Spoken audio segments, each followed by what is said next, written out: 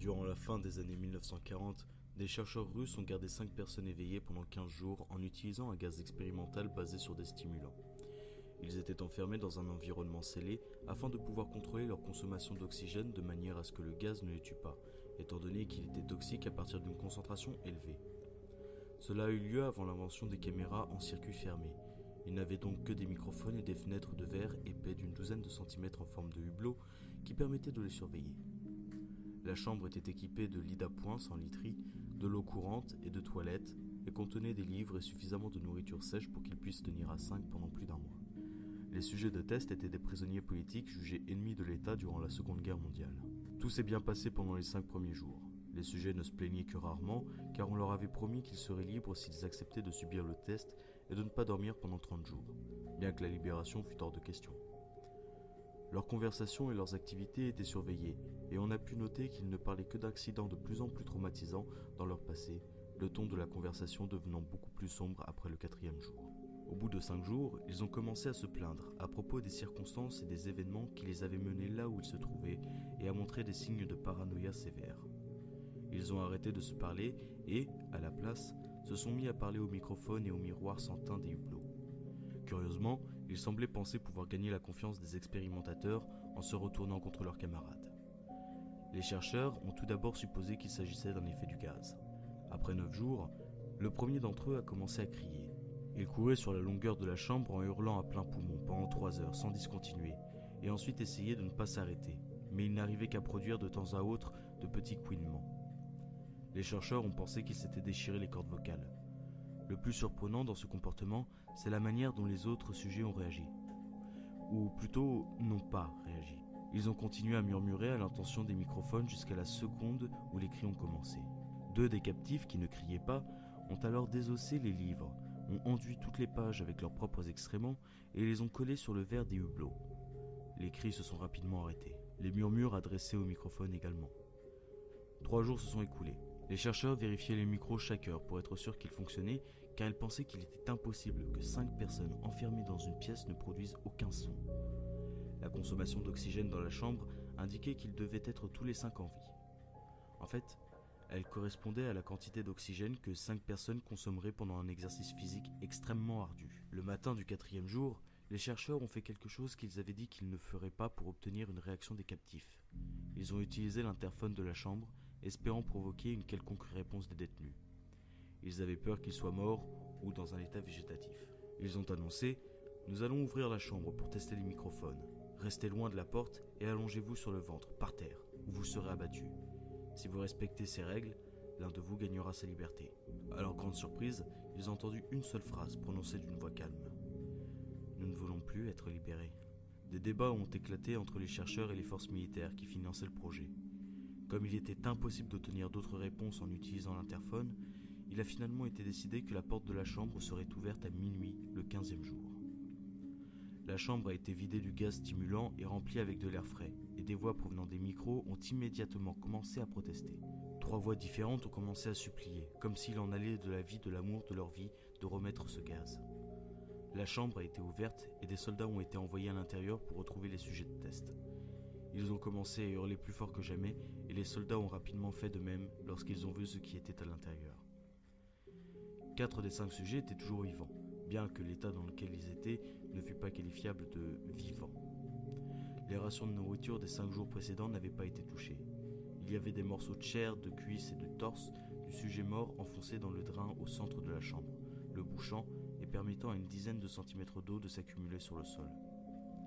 La portion de cette eau, qui était composée de sang, n'a pas été déterminée.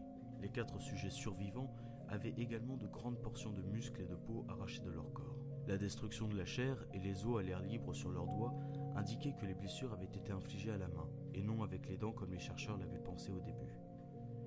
Des observations plus précises de la position et de l'angle des blessures ont montré que la plupart des blessures, si ce n'était toutes, avaient été infligées par eux-mêmes. Les organes abdominaux sous la cage thoracique des 4 sujets avaient été retirés.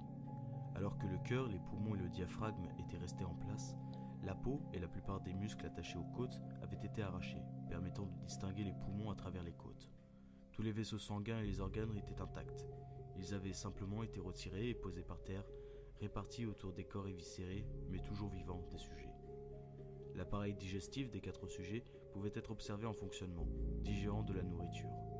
Il a été très vite clair qu'ils digéraient leur propre chair, qu'ils avaient arrachée et dévorée durant les jours précédents. La plupart des soldats étaient des Russes d'un commando spécial affecté à l'installation, mais la plupart ont refusé de retourner dans la chambre pour en sortir les sujets de test. Ces derniers continuaient de crier pour qu'on les laisse dans la chambre et suppliaient qu'on remette le gaz pour qu'ils ne s'endorment pas. À la surprise de tout le monde, les sujets ont livré un combat violent lorsqu'on les a fait sortir. Un des soldats russes s'est fait déchirer la gorge et en est mort. Un autre en est sorti gravement blessé après s'être fait arracher les testicules et perforer une artère d'une de ses jambes par les dents d'un sujet. 5 autres soldats ont perdu la vie si l'on compte ceux qui se sont suicidés dans les semaines suivant l'accident. Pendant le combat, la rate de l'un des sujets vivants s'est rompue et il s'est vidé de son sang presque immédiatement. Les chercheurs médicaux ont tenté de l'endormir, mais cela s'est révélé inutile. On lui a injecté plus de 10 fois la dose maximale pour un humain d'un dérivé de la morphine, et il continuait de se battre comme un animal enragé, brisant les côtes et les bras d'un des docteurs. On a pu constater que le cœur a continué à battre pendant 2 minutes entières après que l'hémorragie l'ait amené à un point où son système vasculaire était rempli avec davantage d'air que de sang. Même après qu'il se soit arrêté, il a continué de crier pendant 3 minutes, s'efforçant d'attaquer quiconque venait à portée et répétant continuellement le mot « plus », de plus en plus faiblement, jusqu'à ce qu'il soit réduit au silence. Les 3 sujets test survivants ont été immobilisés et transportés dans une installation médicale, les 2 ayant leur corde vocale encore intacte, continuant de supplier le retour du gaz pour rester éveillés. Celui des 3 ayant le plus de blessures a été emmené dans le seul bloc opératoire dont l'installation disposait. Durant la procédure devant le préparer pour le remplacement de ses organes internes, il s'est révélé immunisé aux sédatifs qui lui ont été administrés dans le but de le mettre en condition pour l'intervention chirurgicale. Il se débattait furieusement contre ses liens lorsque le gaz anesthésiant a été apporté pour le mettre hors de combat. Il a réussi à déchirer la quasi-totalité d'un bandeau de cuir épais de 10 cm attaché à un de ses poignets, même avec le poids d'un soldat de 90 kg qui essayait de maintenir ce poignet immobile. Une quantité juste supérieure à la normale a été nécessaire pour l'endormir, et à la seconde où ses paupières se sont fermées, son cœur s'est arrêté.